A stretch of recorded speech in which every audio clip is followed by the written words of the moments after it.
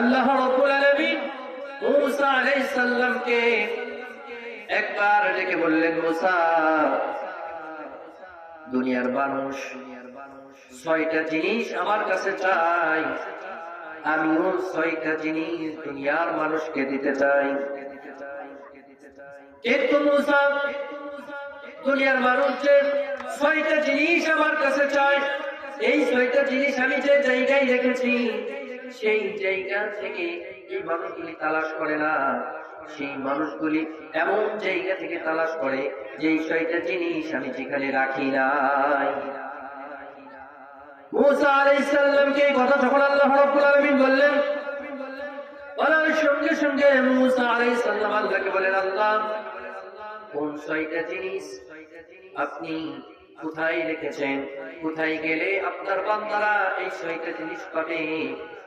আল্লাহ রাব্বুল আলামিন মুসা আলাইহিস সালামকে বলেন, মুসা রে, 1 নাম্বার হলো দুনিয়ার মানুষ আমাকে সন্তুষ্ট করতে চায় আর আমিও সন্তুষ্ট হতে চাই।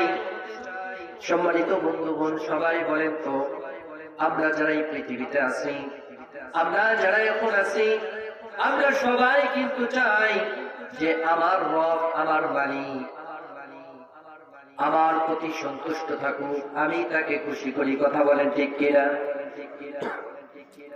সম্মানিত বন্ধুগণ, আল্লাহ রাব্বুল আলামিনকে এই পৃথিবীর সকল মানুষই সন্তুষ্ট করতে চায়, খুশি রাখতে চায়। হিন্দুদের কথা যদি বলেন, হিন্দুরাও তো তারা যে 32-36 হাজার খোদা মানে, তারা তাদের খোদাকে খুশি করতে চায়। ইহুদি খ্রিস্টানরা যারা ঈশ্বরী মানে, তারা ঈশ্বরকে খুশি করতে চায়। বৌদ্ধরা যেমন তাদের গডকে তারা খুশি রাখতে চায়। প্রত্যেকটা মানুষই তার মালিককে খুশি রাখতে চায়। দুনিয়াতে দেখবেন, আপনি আপনার পরিবারকে খুশি করতে চান, আপনি আপনার পরিবার যদি আপনার প্রতি খুশি থাকে, আপনি যদি পরিবারের উপর যদি আপনি খুশি থাকেন, খুব মনে আনন্দ লাগে, ভালো লাগে। আল্লাহ রাব্বুল আলামিন সেই কথাই বললেন, মুসা, আমার বান্দারা আমাকে খুশি রাখতে চায়, আমাকে সন্তুষ্ট করতে চায়, আমিও বান্দার উপরে সন্তুষ্ট হতে চাই। কিন্তু আমি আমার বান্দাকে যে আমি সন্তুষ্ট করব এবং বান্দা যে আমাকে সন্তুষ্ট করবে, তার মধ্যে হলো যে নফসের বিরুদ্ধে বান্দা যদি চলতে পারে, তাহলে বান্দা আমাকে সন্তুষ্ট করতে পারবে।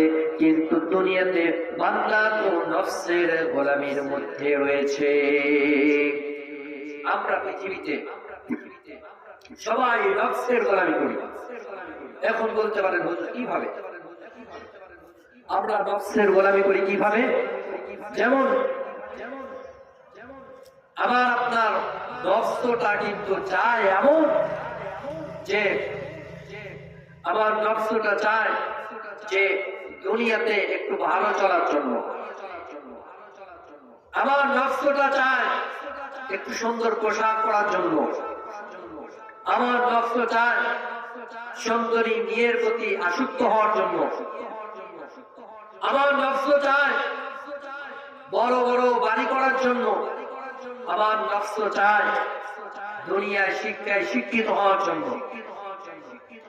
বন্ধুগণ আমার, আমাদের নফসটা কিভাবে চায় দেখুন। আমাদের নফসটা এমন পরিস্থিতি হয়ে গেছে, আমাদের নফসটা হয়ে গেছে যে মাদ্রাসা শিক্ষায় শিক্ষিত মানে কি লাভ হবে? আমার সন্তানকে মুন্সি বানায় কি লাভ হবে?